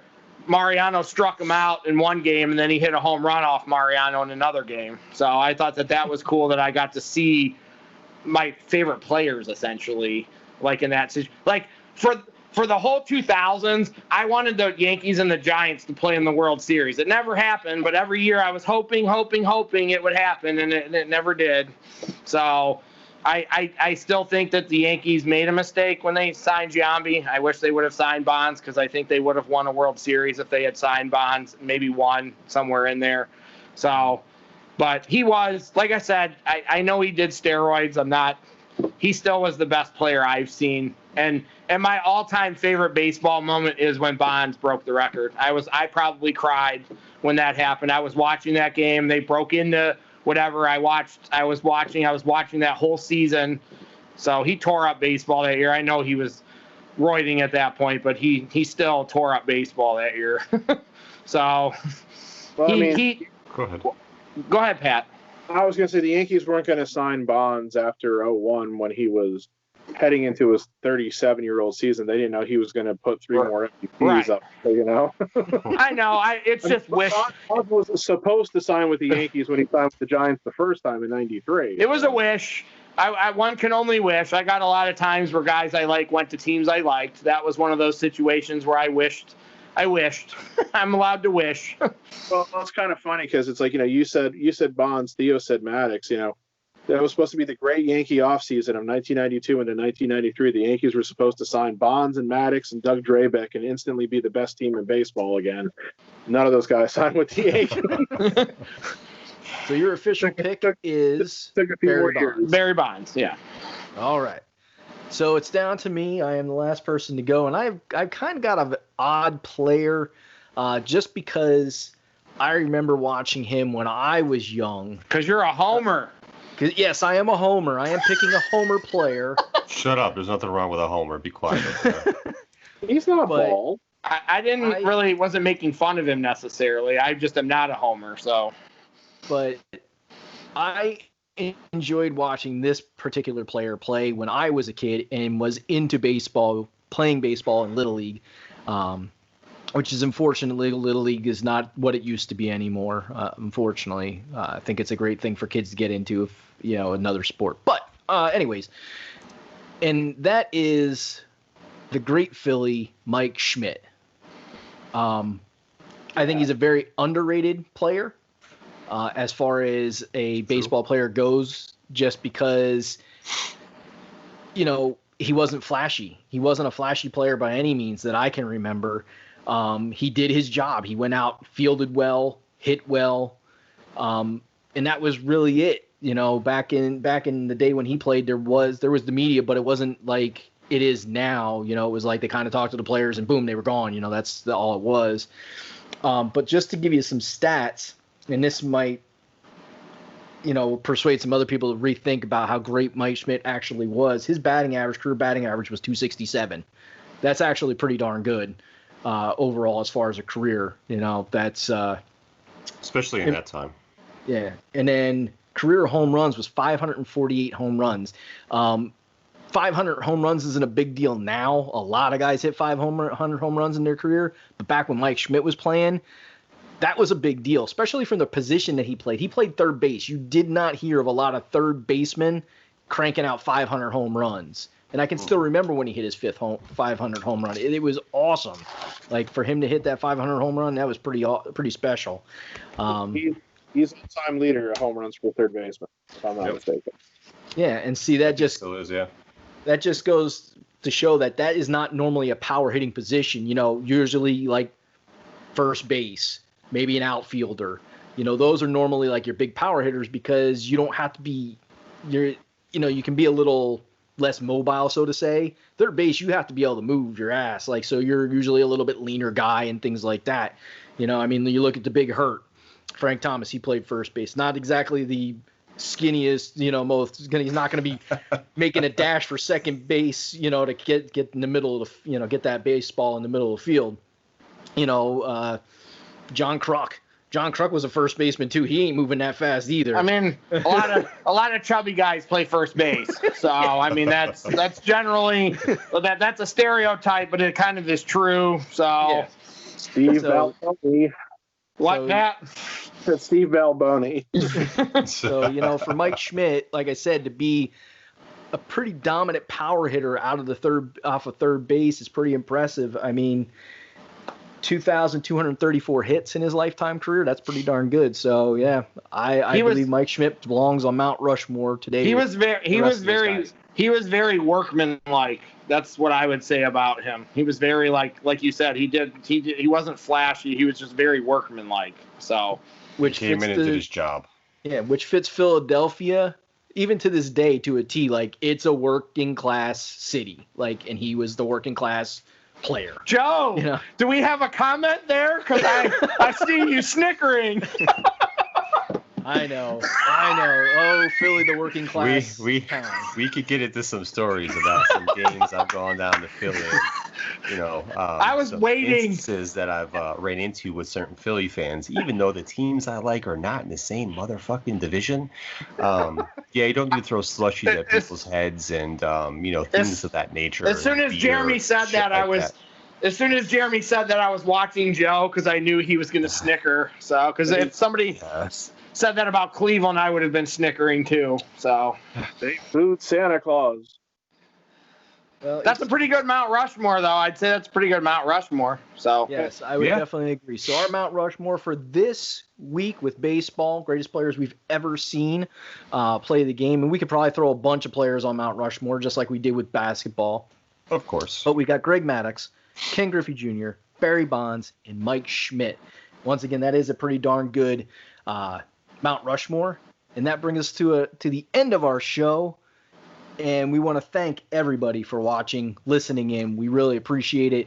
We hope you were entertained. We hope you found some of this information enlightening as I did, as well as entertaining as I did. I always find our shows very entertaining myself. You'll always hear me giggle a lot. So once again, just make sure that you're tuning in every week. We come to you every Monday at some point in time. Depends on how long it takes these episodes to load up on the YouTube. That's the longest load. I tell these guys every week how long it takes me to load those up. Maybe nobody really wants to know about loads, Jeremy, but you're saying the word load way too much. This is about the J Juice, all right? This is not an episode about the J Juice. Got a lot of loads going on here, but we do appreciate you guys tuning in, and I'm losing my composure now with all the loads.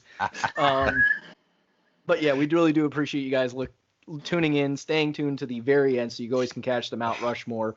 And with that, we sign off and we say goodnight, and tune in next week as we talk about tag team wrestling and what it was and what it is and where it shall be, hopefully in the future. It'll be an interesting topic, so stay tuned. We'll talk wrestling, talking tag team wrestling. Peace, everybody, and have a good night.